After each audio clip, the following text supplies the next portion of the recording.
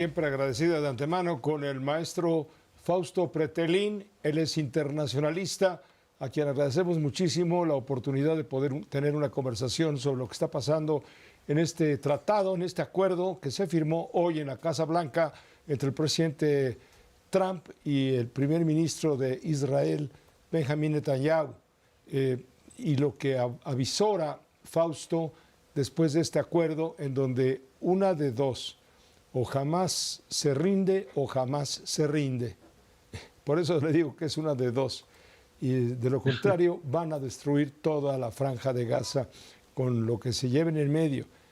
Salvo la mejor opinión, claro, del maestro Fausto Pretelín. Fausto, un saludo muy cordial. ¿Cómo te va? Buenas noches. Gusto en saludarte, Pepe. Muy buenas noches. Pues, ¿cómo Pues estás sí, viendo? ¿Es viable este plan? ¿Es una amenaza? ¿Es un abuso de poder? mira, yo diría primero, es un plan mucho más serio respecto a lo que vimos de Trump hace algunos meses, esa caricatura de inteligencia artificial, pues mostrando una supuesta remodelación de la Franja de Gaza a través de un resort. Creo que esto ya es algo mucho más serio. Sí es cierto, es la desaparición de Hamás, es cierto, prácticamente lo ponen de rodillas, pero del otro lado está la posibilidad de que se pueda llegar a reconocer a Palestina como un estado independiente, como un estado oficial. Creo que esa sería la mejor noticia. Además, también se podría de alguna manera tener un cese al fuego total en caso de que acepten este acuerdo, la liberación de los rehenes de Israel. Entonces, Pepe, yo creo que por un lado sí es importante la seriedad de este acuerdo, obviamente consensuado con Netanyahu, obviamente pues con los intereses que tiene Estados Unidos-Washington, porque de él dependería prácticamente la economía de esa región durante los próximos años, pero al final de esa ruta crítica existiría la posibilidad de tener un Estado oficialmente independiente y autónomo, reconocido como tal, hacia Palestina, Pepe. Claro, con poderes plenos ante la Organización de las Naciones Unidas, es decir, un Estado en todo, que puede hacer sugerencias, propuestas y sobre todo tener voto, porque ahora no tiene voto, es como el Estado Vaticano, tengo entendido. Pero has visto después de la primera semana, bueno, de la semana que duró la Asamblea General de la Organización de las Naciones Unidas, lo fuerte que fue la discusión, fue el punto central de la discusión. Tú viste cuando Netanyahu estuvo al frente de la tribuna de Naciones Unidas, cómo los delegados se fueron. Lo comentábamos con con Marwan Soto Antaki el otro día, y decía, sí, claro, pero no te espantes, todos esos delegados de la ONU fueron para irse. Es decir, fueron, se sentaron, esperaron la presencia de Netanyahu y en ese momento se fueron todos en conjunto para hacer más evidente el desacuerdo. Sí, sí, tiene totalmente la razón.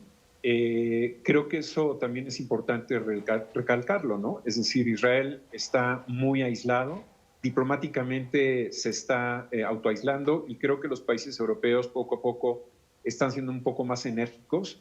Creo que al inicio fueron injustamente poco enérgicos porque sí lo fueron con Rusia, pero no utilizaron la misma regla para medir lo que está ocurriendo en la Franja de Gaza. Y ahora Netanyahu se entera precisamente de que ya es muy difícil desplazarse porque tiene una orden de captura por el Tribunal Internacional de Justicia y en ese sentido para viajar a Washington, por ejemplo, tuvo que pues rodear y tardar unas 3 horas más de vuelo respecto a que lo normalmente usaba para hacerlo. Entonces, yo creo que por una parte se da cuenta que está aislado, segundo, sí, Donald Trump es su aliado total, pero hay que pensar en el futuro y creo que después de los más de 60,000 muertos en la Franja de Gaza, entra en una situación crítica el propio Netanyahu y, bueno, presenta un acuerdo o firma un acuerdo con Donald Trump en el que, pues, prácticamente sí desaparece Hamás, pero existe esa posibilidad de tener paz y, sobre todo, de que pueda ser reconocido oficialmente Palestina. También en medio estaba la entrega todavía pendiente de un centenar de rehenes. Hamas ha dicho, estamos dispuestos a irlos entregando, pero ya sabes que los rehenes son moneda de cambio, son moneda de negociación.